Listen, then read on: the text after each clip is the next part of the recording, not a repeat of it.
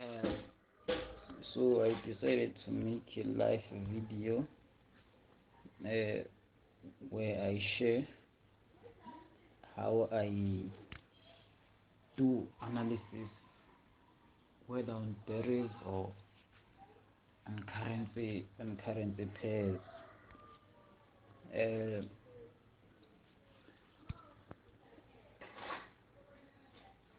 for example, let us take which pair AUD CAD. Now, this is AUD AUD CAD. Nah, let us remove all this stuff. Now, one thing that you need to understand about the market is that everything that is happening in lower time frame, it is because of a higher structure. Uh, 1 hour 1 hour demand can be violated as a result of a daily supply, and also daily supply can be violated as a result of a weekly demand. Also, that weekly demand can be violated as a result of monthly supply. So you must understand how the price move over time from higher structure to lower structure. Once you understand that, you will never go wrong again in the market, whether in forex or in derivative indexes. You can even catch those spikes that people are obsessed with, without using any indicator. So I'm using daily as my higher time frame.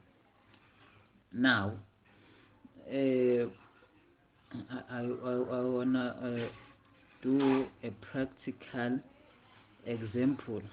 Okay, if you can see here, you can see that the price created a supply,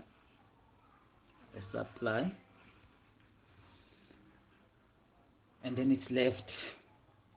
But then, after quite some time, it came back to test or to mitigate that supply zone.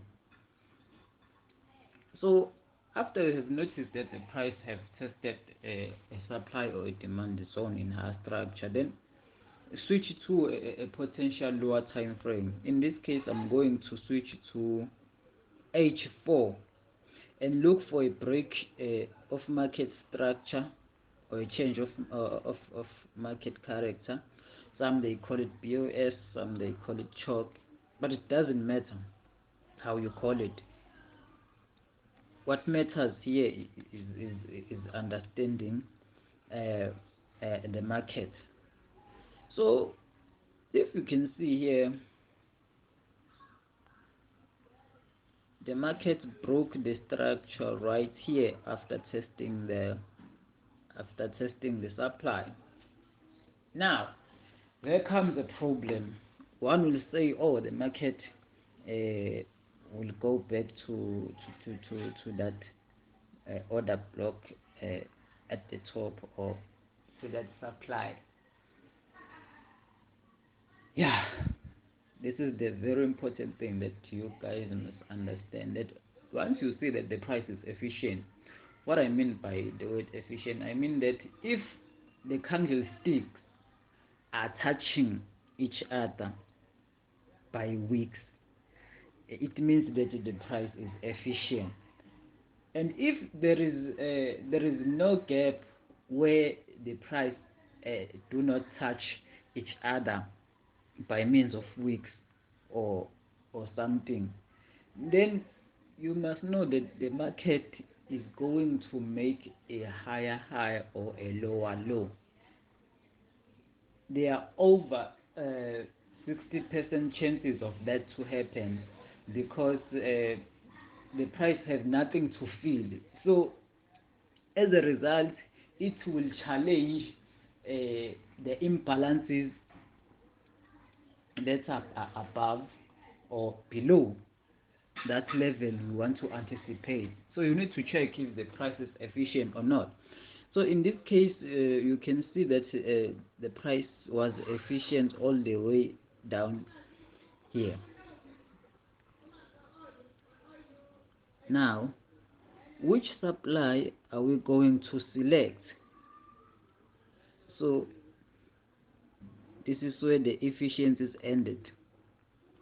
So suppose this is our supply, and then you switch to a 1 hour time frame.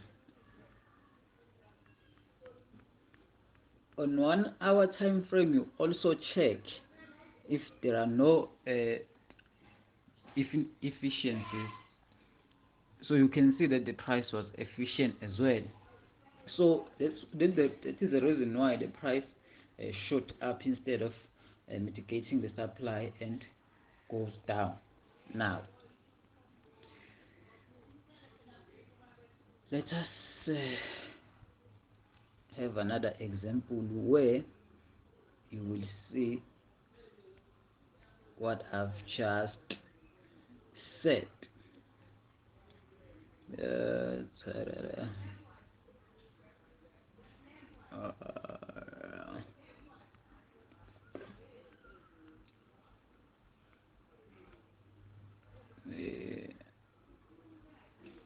I'm going to use the very same pair. So here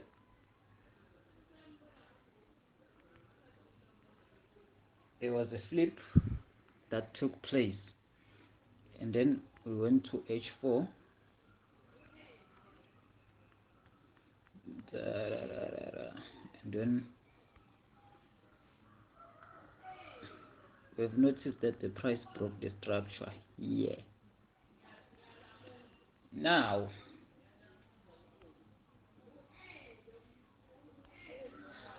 from this candlestick, this last green candlestick, to this black candlestick here, is there any place where the price is inefficient, where the candlestick do not touch each other? No, the price was efficient. Therefore, we're going to take this this candlestick, this last candlestick, where the efficient ended, the inefficient is ended. Now you can see that the price reversed right away from this candlestick. Why it didn't go up here? Why it didn't go up here? The price didn't go up there because the price was efficient, and after breaking the structure here,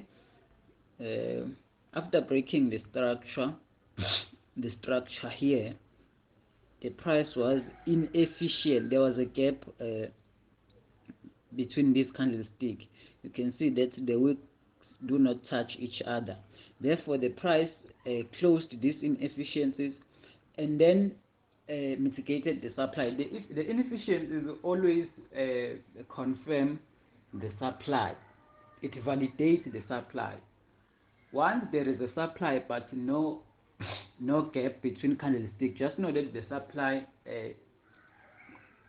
may be valid, but there are less chances that it can hold the price, unless if the price left a gap while created that supply zone. So now let us switch to H1. Let us switch to H1. Where was I? Oh, because I want you guys to understand this. So on H1, this was our zone, and you can see that the candlestick didn't touch, or the wicks of the candlestick didn't touch each other here, so the price was inefficient here. So therefore we will take this candlestick as our supply zone. and then boom, and then boom, the price reversed nicely.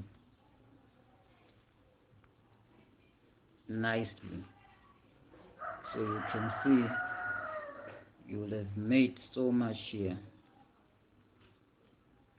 See.